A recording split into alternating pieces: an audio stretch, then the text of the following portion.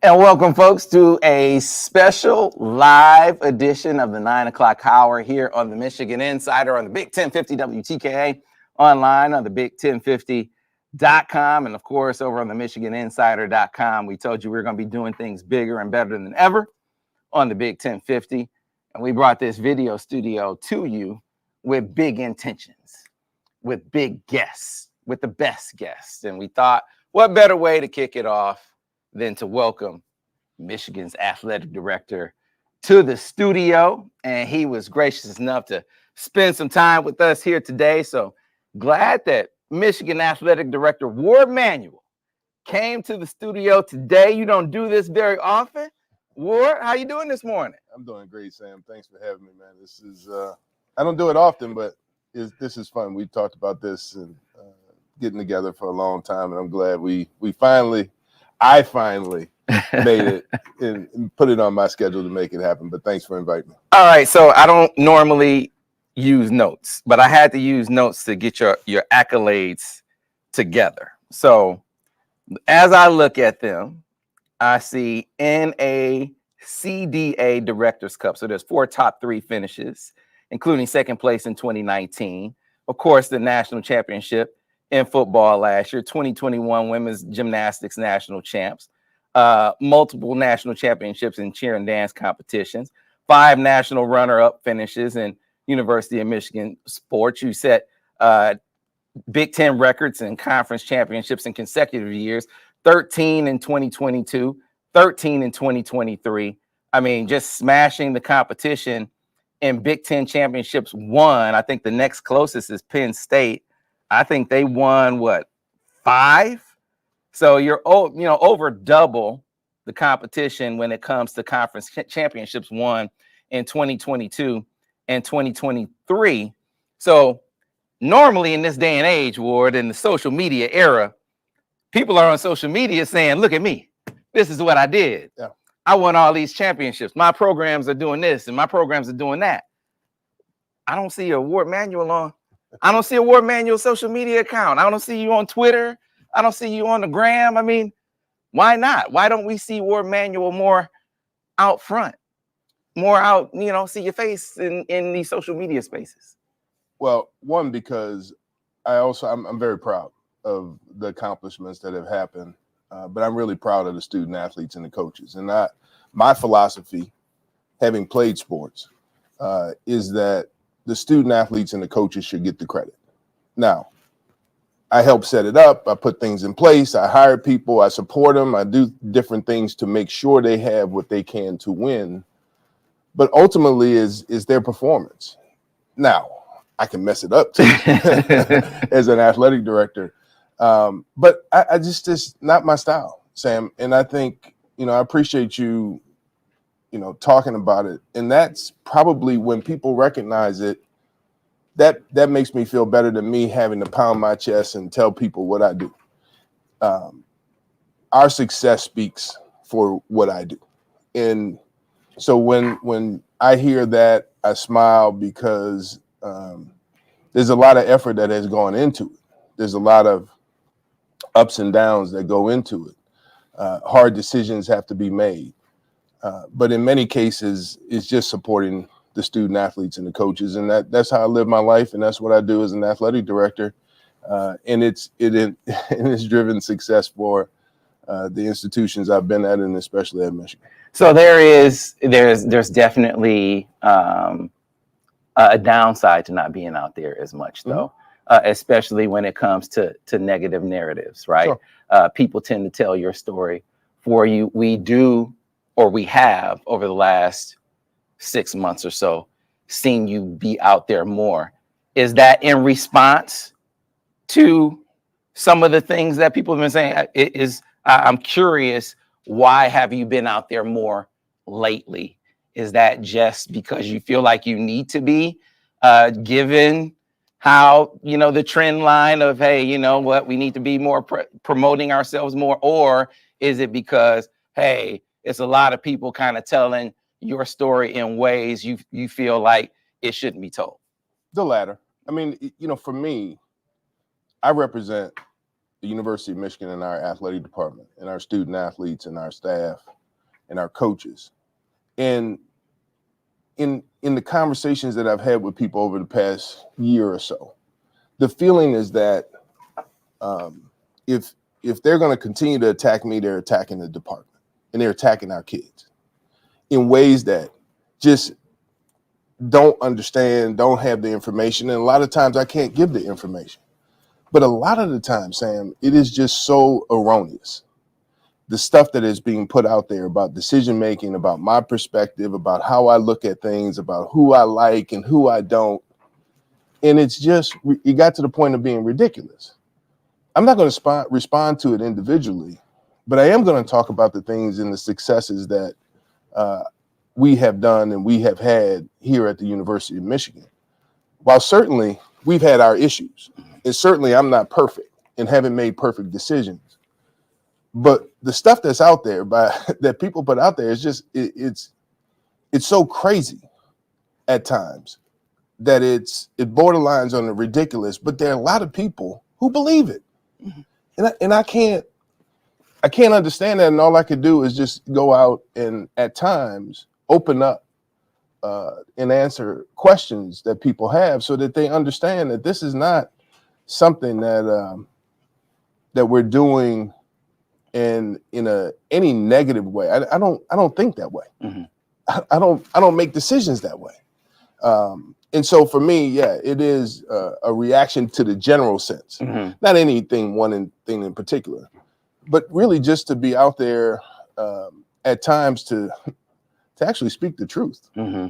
And that's what I'm trying to do. Yeah. So I know we can't get into the specifics of an ongoing investigation, which is what's going on now with the recent notice of allegations that came down from the NCAA. I do, however, want to talk about something related to it. It feels like over the last couple of years related to these investigations, plural, that there have been a series of leaks. There's a process related to NCAA investigations. Mm-hmm. Confidentiality is a part of that process. The schools, members of the institutions at those schools, the NCAA itself, they are supposed to adhere to the confidentiality clause in the process. And somewhere along the way, someone or some people in that process are not adhering to that. And I'm curious, from your perspective, what recourse, first, what's your response to that? And what recourse does an institution have when there seems to be a pattern of leaks like that? Because it seems like if a school is guilty of that, there are levers of accountability that can be applied. What if it's not the school that's guilty of that? Then what is there some sort of recourse that can be taken? I mean, what's your response to that?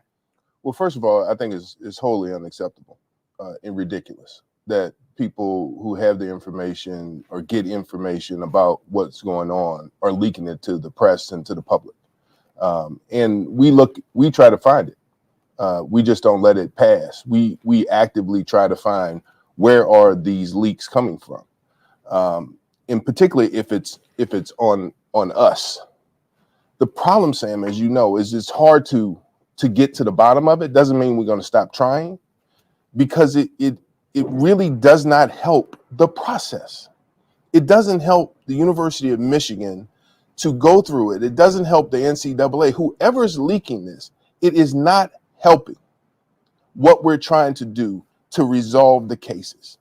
And it just puts stuff out there. In some cases, some of it wrong.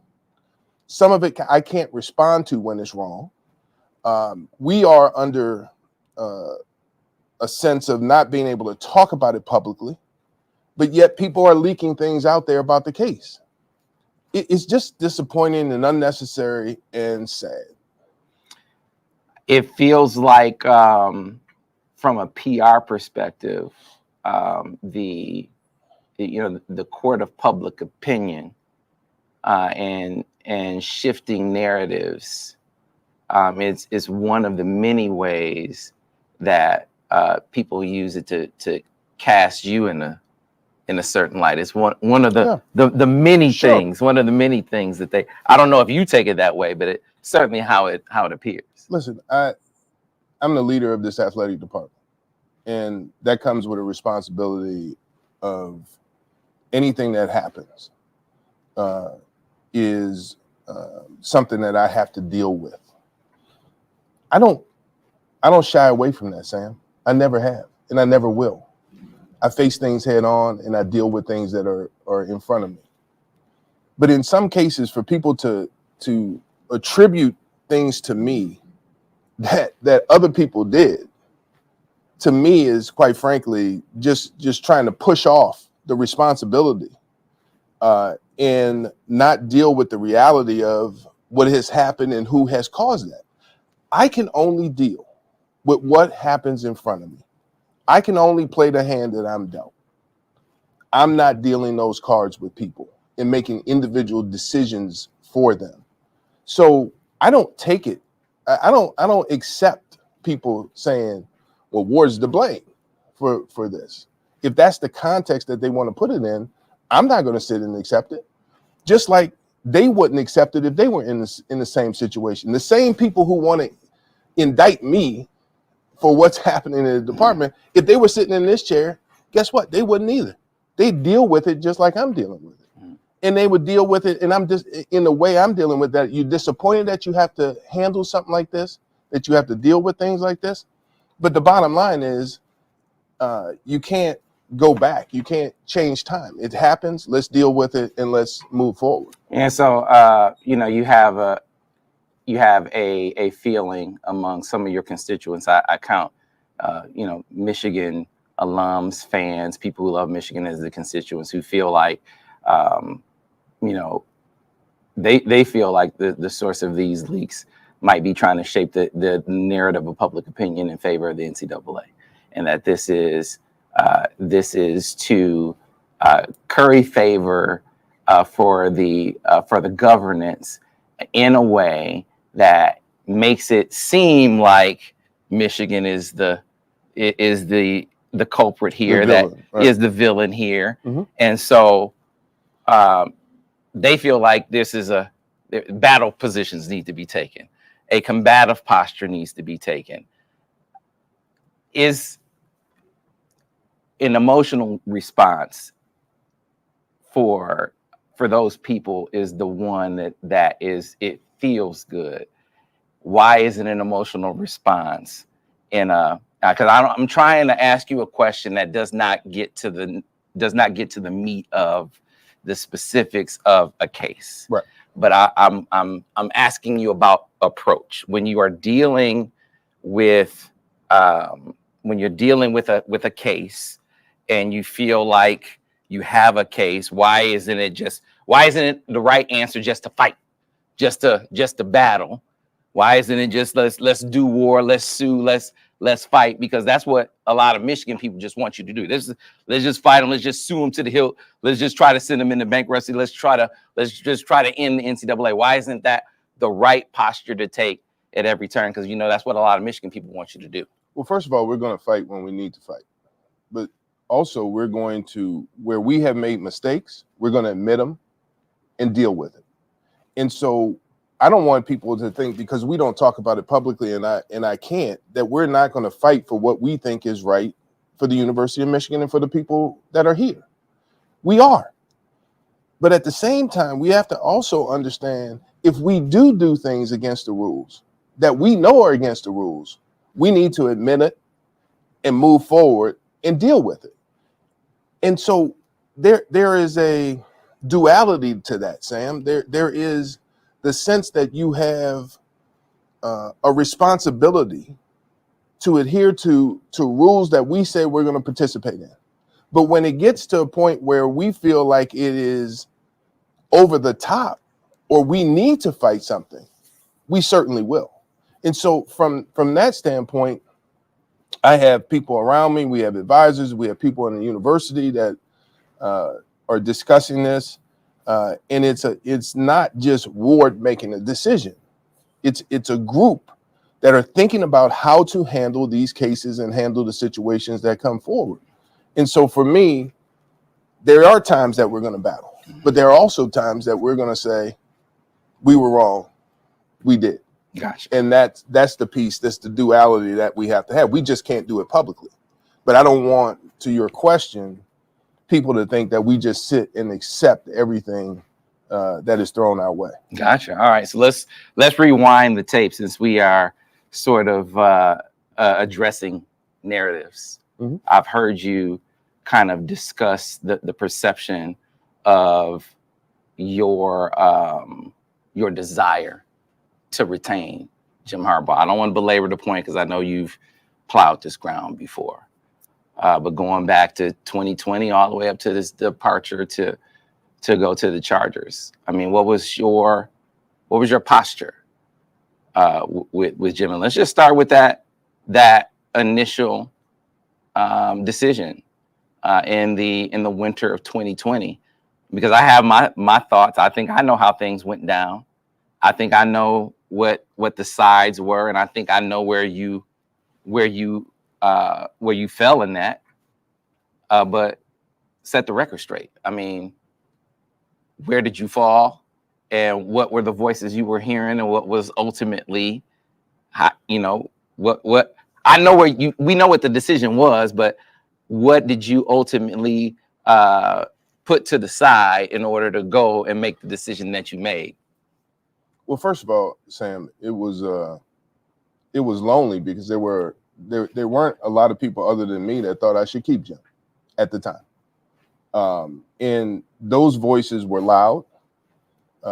They were aggressively shouting and saying in different ways. By shouting, I mean social media posts, emails, all kind of things, where people wanted him gone. And ultimately, I made the decision that Jim was a great coach. I have known Jim since I was a freshman here at the University of Michigan. I have a great appreciation for him and what he brings to the table as a coach and as a person, and all the values and things that he has helped develop here with our student athletes.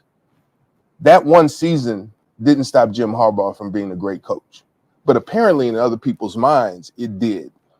So we evaluated the program. We sat down. I talked to him. We talked about how and what is needed to drive more success than we had in that particular year, and how can we beat Ohio State. And ultimately, from that conversation, I decided that Jim was the right person to move this program forward. We had the right plan. He executed it, and it worked the way it worked. But the same people who back then were calling for me to be fired because I kept him are the same people who think I wanted him to go. That's absurd. Absolutely, positively absurd. And so that is a narrative that is ridiculous. People don't understand. They don't know who I am and how I think about it, but they should know, with the fact that in the face of everybody telling me to fire him, I kept him. But yet, because he's looking and because he goes out to entertain going into the pros. Jim was a pro player far longer than he was a Michigan player, student athlete. He was in he went all the way to the Super Bowl, and he lost to his brother. But Jim is ultra competitive, unbelievably competitive as a person. And so his desire ultimately is that he wanted to go back to the pros to try to win at that level. At that point in time, when he had looked the past 3 years, he had won Big Ten championships. He had beat Ohio State. So he now then decides, well, I want to take a look. And I was supportive of it because I knew that was important to him. So for me, I just, I'm not going to battle everybody who has these ideas about what our relationship was about. look, I don't always agree with my bosses. He didn't always agree with me. That's life. Mm-hmm. That's life in the workplace. You're going to have differences of opinion. You're going to have to work it out. But more than not, Jim and I agreed on a lot. And that's what helped to drive the success.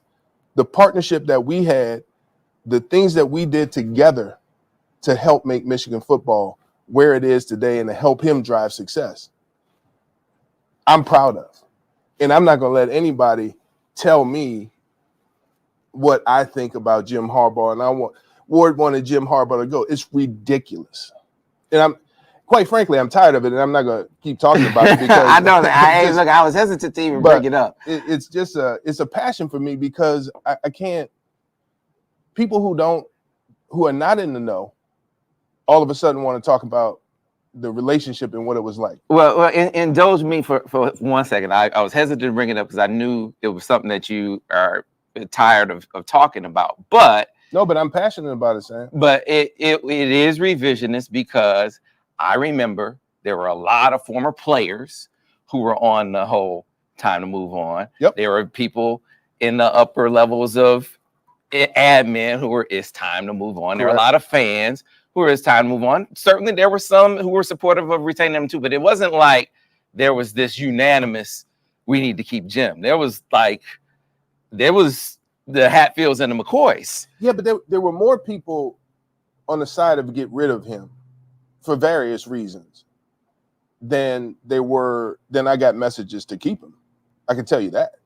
I mean, this wasn't a half and half. It wasn't split down the middle back in 2020. People were done. Friends of mine, close friends of mine, were done. Players, my teammates. I know. People who played with both of us, done. I understand.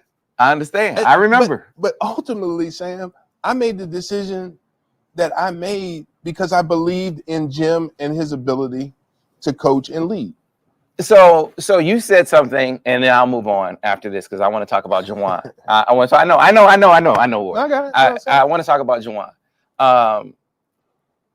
I reconciled in my mind that Jim had parallel dreams. I'm not speaking for Jim. This is just my perception of him. Mm-hmm. That the cost of doing business, the cost of having Jim Harbaugh as Michigan's coach was that he was going to look that you just had to accept that. Yeah. That on an annual basis, he was going to take a look at the NFL. That you were going to have to build that into your into recruiting. That hey, you're going to have to offset that with parents and whatnot, with current players. Was that something that you accepted as AD, or was that something that you battled as AD? Well, one of the things I always have done in my career is I've never ever stopped people from, if you want to take a look at something else, take a look. I don't want people to feel trapped by me and decisions I make and backing people into corners to make a decision. Either you're going to stay here or you're going to leave. Jim and I talked throughout those processes. And like I said, I had an understanding of where he was and why. And so for me, I was willing to let him do the things that he was doing because I knew how important it was to him. And we had a plan if he did leave. So I wasn't sitting, waiting, and then all of a sudden I would do this plan and put it in action or develop it at that time. But I wanted to be supportive of him like I am of many of my staff, almost all of my staff and what they want to do. So for me, I appreciated what he had done at that point and how he had done it. And I was supportive of him as he looked. And he made decisions to come back.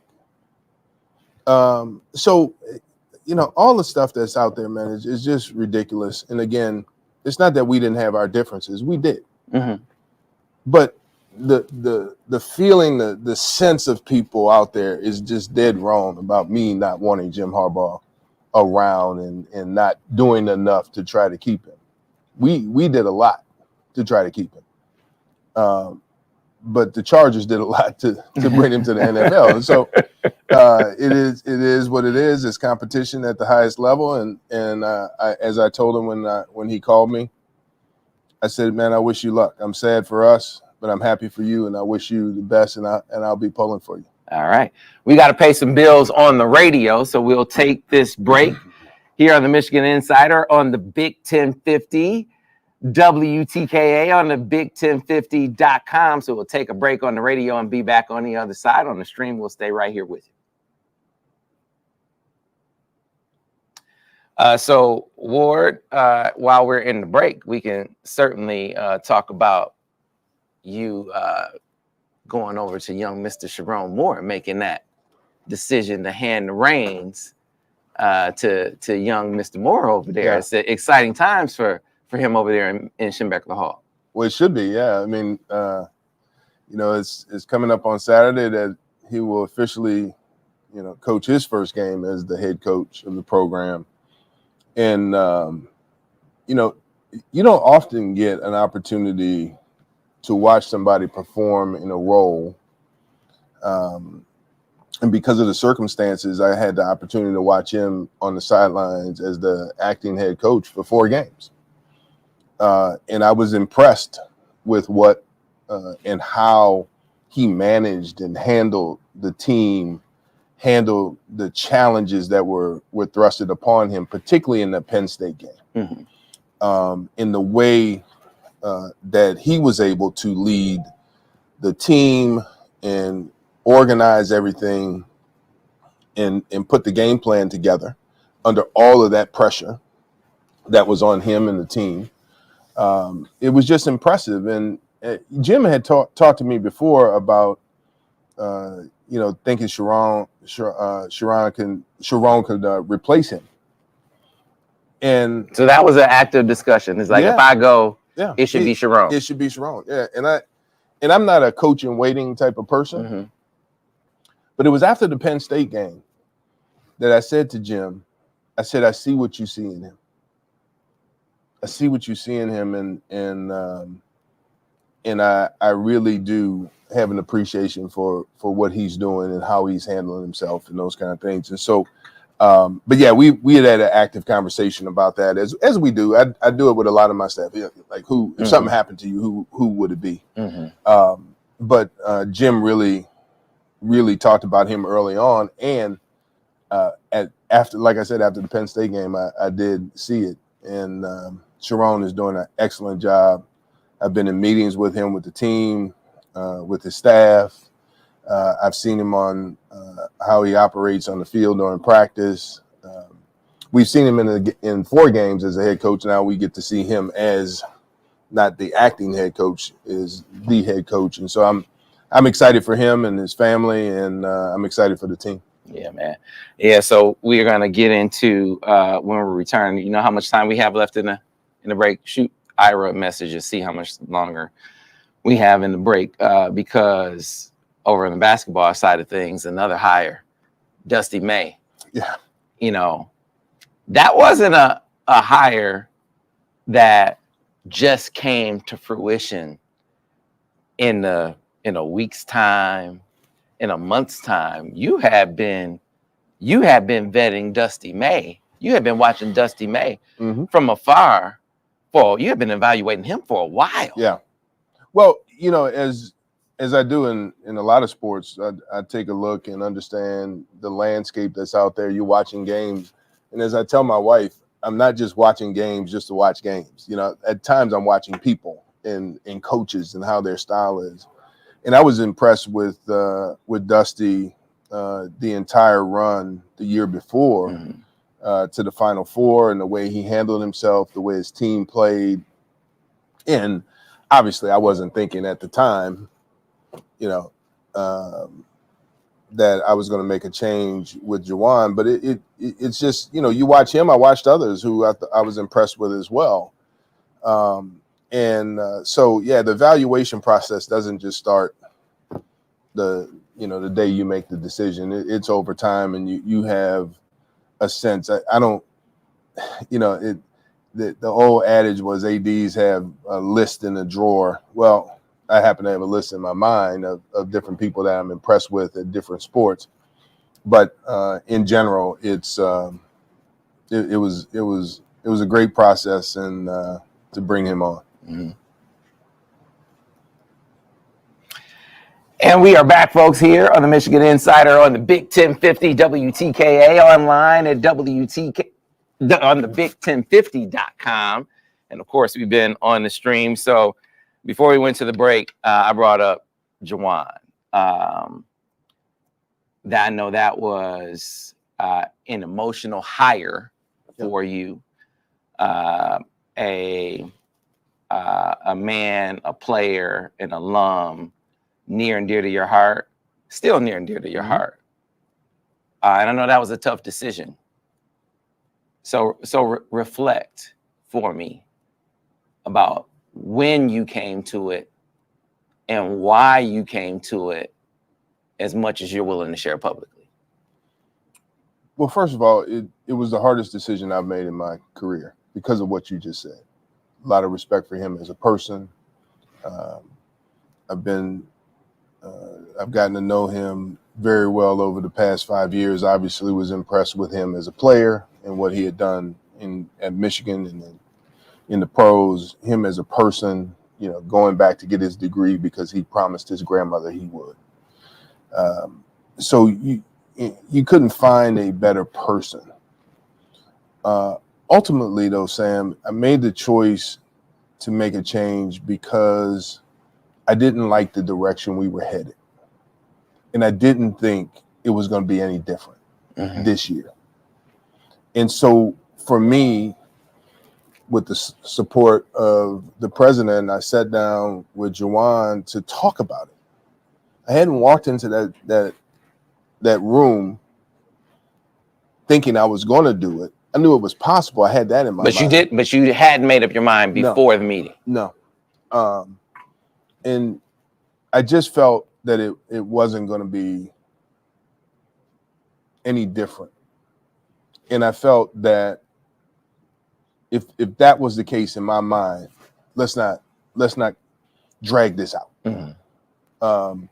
And so for me, again, it was the hardest decision that I've made in my career, but ultimately, sometimes you have to make those hard decisions and you have to live with them. And I wish him all the best, and I appreciate the 5 years and what he gave back as a head coach. I would do it all over again. I would hire him again, given even what I know now to lead the program, because a lot of it is the circumstances, the way things fall out. A lot of it is how you handle it as a coach and what you do and decisions you make. But he's I'm happy to have had him as our head coach for 5 years.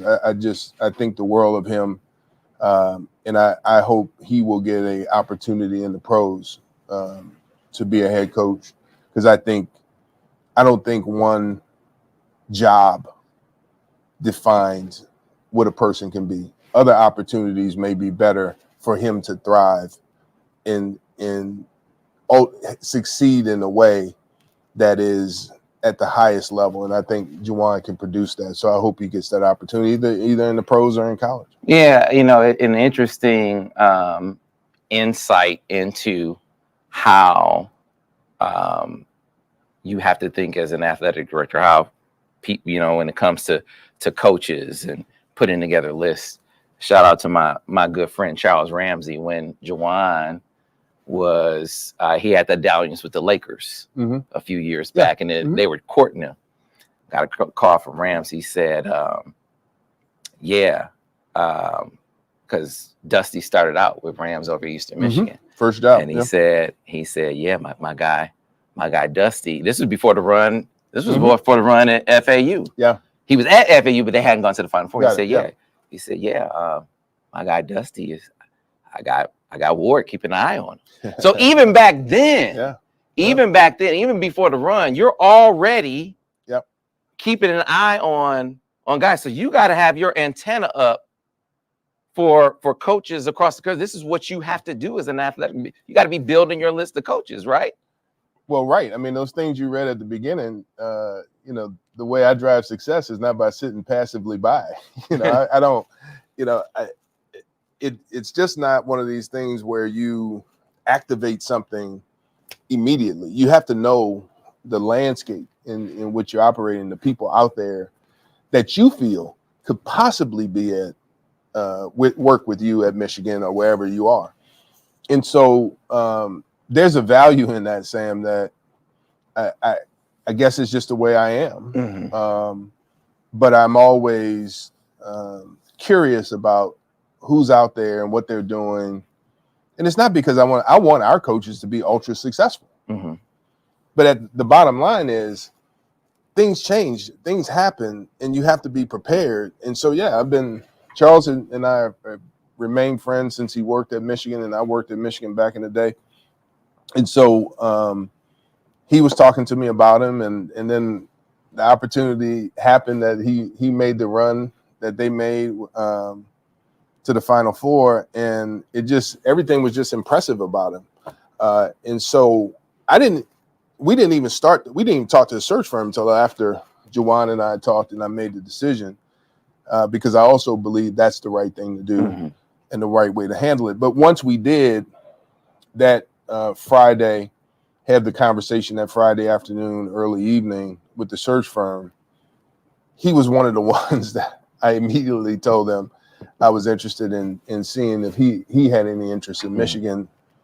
And so while the process started long before, and I knew who he was long before, it really was a very quick 7 days. Right. So speaking of Juwan, one of the things that I know he had an issue with, and one of the things that has improved. So let me start out with a positive. Yeah.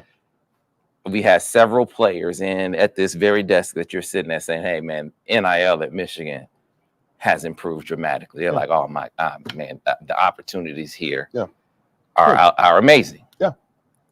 But they weren't always saying that. Mm-hmm. And Juwan was outspoken. Like he did not think that the NIL opportunities that were being afforded to the players were improving fast enough.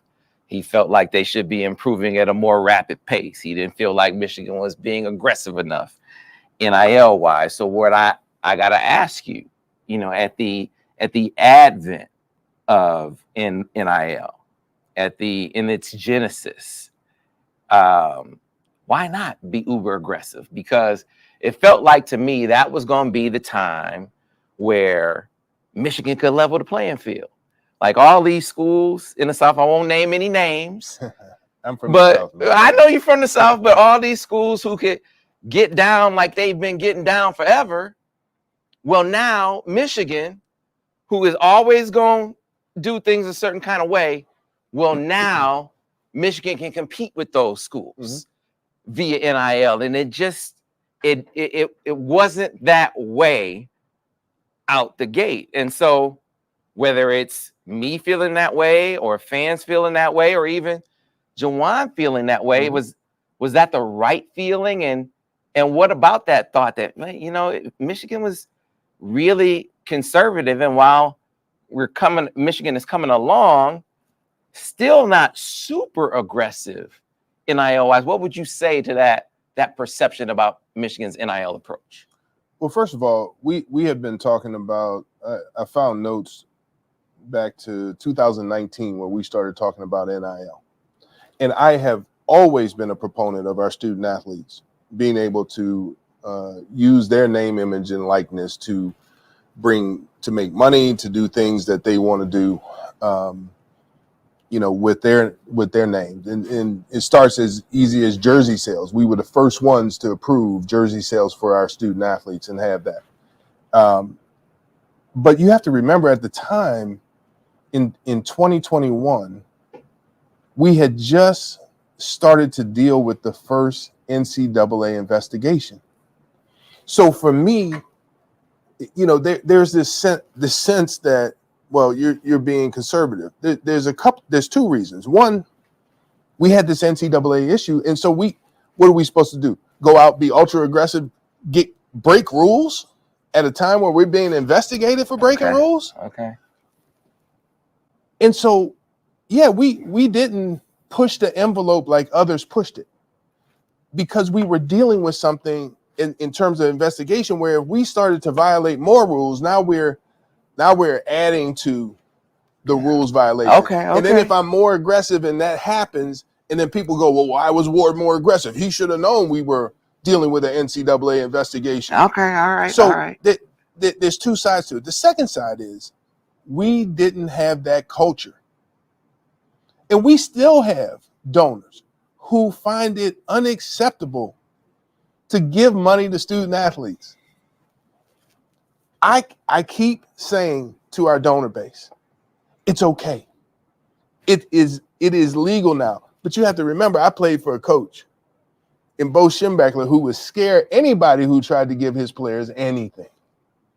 And so we have started to shift the culture of people's understanding that it's okay to support our student athletes. Now, a lot of the people who say that we don't do enough with NIL, I always say we have Champion Circle, we have other collectives that are there. They'll take $5, they'll take $10, they'll take $100. So if everybody who's complaining would just go to the Champion Circle website and start donating, we would absolutely accept and thank you for the donations. But in other words, we have to have a culture where people start to say, I can do that. And I've been out talking for years since this started to say to people, it's okay for us to give. Things are shifting, things are changing. It hasn't been a part of our culture like it has been at other places. So now we have to adjust to that, and I think we have. And I think that's why you're seeing the major shift and the major change. The Champion Circle has done a great job. Hail NIL, Stadium in Maine, they're all sort of continuing to drive the need, the desire. I want our student athletes to be supportive. We're about to start paying $23.5 million next year to our student athletes in revenue share, and I'm fine with it. We're going to find a way to do it. We're going to find a way to increase revenue, decrease expenses, so we can revenue share with our student athletes. And so for me, there is no lack of, desire for that to happen. But at the time, the aggressiveness, the lack of aggressiveness was because we were under that investigation. And so we couldn't. I couldn't in beholding to the job I have, continue to put the university in a position where we're going against the NCAA rules like some others were challenging.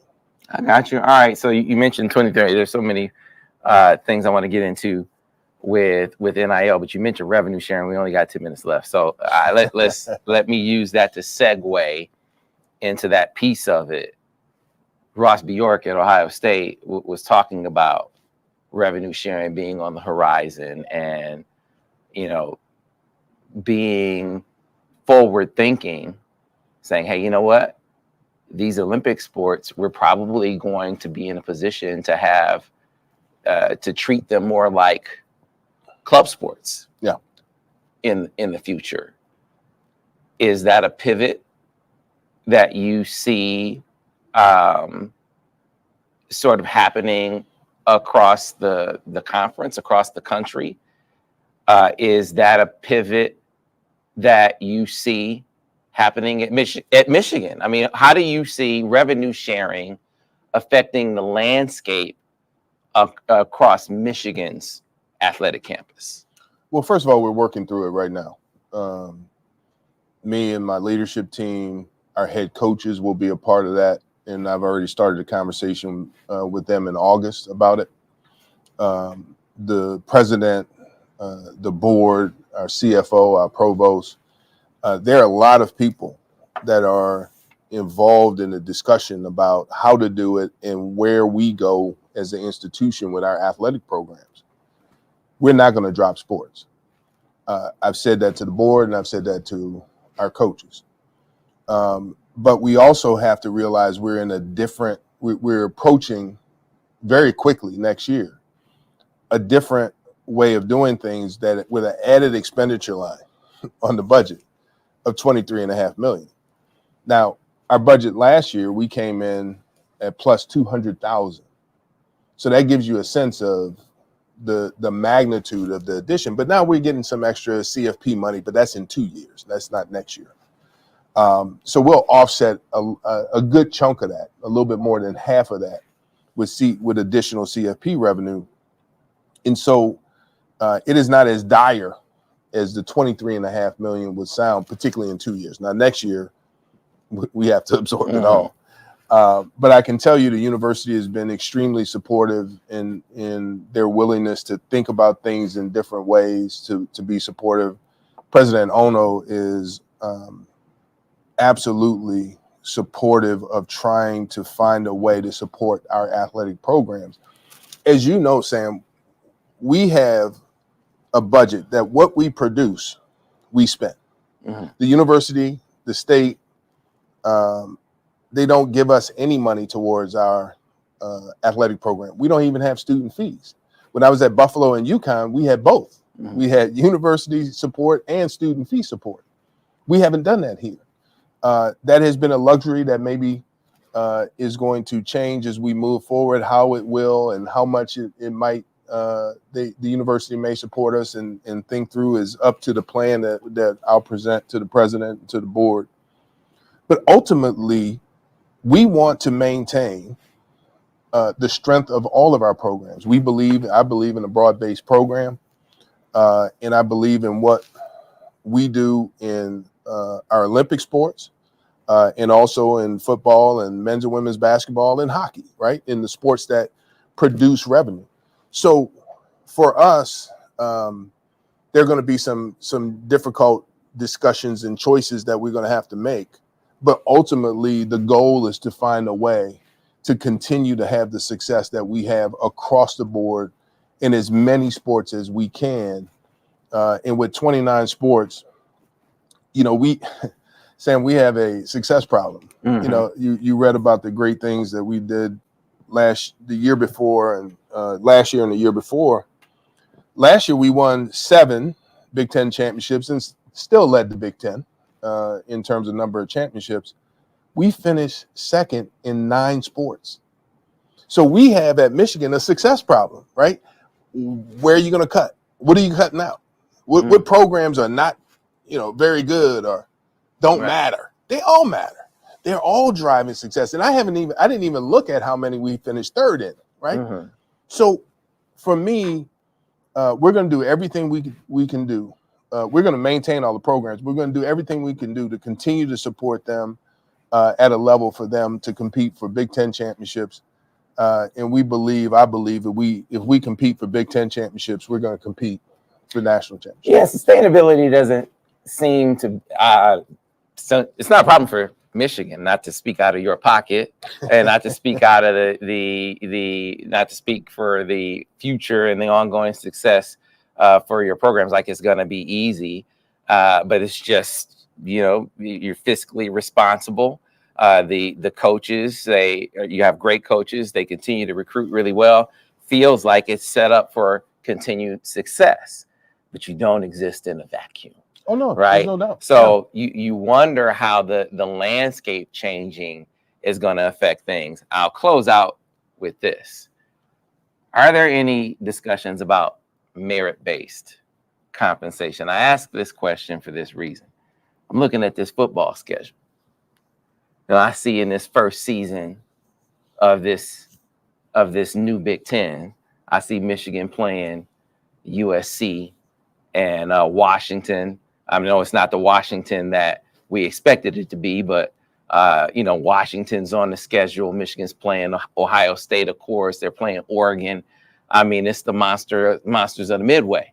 Ohio State is playing a monster schedule. Then I look at Iowa and Rutgers, and their schedules aren't like that. So it's like, okay, well, if I'm playing the TV schedule, I should be getting the TV money. And you talk about this $23.5 million, right? Michigan is going to pay the $23.5 million. Right. Some of these other schools aren't going to pay that. You can pay up to the $23.5 million. Correct. So to me, it all shapes up to a model where some of these schools should be getting more money than other schools in this equation. Is that a discussion that's being had at this point?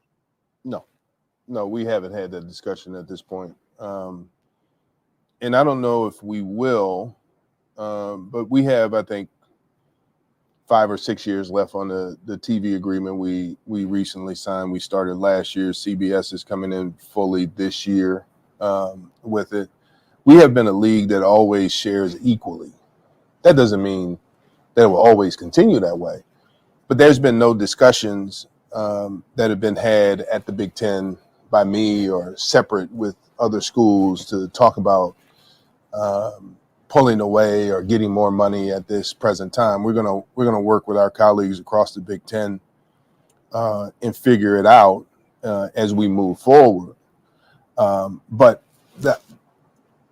the door is open, I will say, to other areas as they come available in terms of revenue from the conference to look at a balance of understanding, where the value of certain things, say a jersey patch. Mm-hmm. If the Big Ten did a jersey patch, I don't know if we will or not, that a jersey patch on a Michigan jersey shouldn't be shared equally with others. Right. You get me? Yeah. We're sharing the television equally and those things. But the discussion is that if we do something like that, if we start to have those things that the Michigan, Ohio State, Penn State, whoever else, USC, whoever else is determined by the Big Ten and really by the media market in the sell and the value, will extract the value that they bring to the table for that. And it will still help to rise others. Mm-hmm. And that, I think, is my colleagues understand that and see it, that's a way that we need to look at it for those particular things. Now, who knows what the future is going to hold?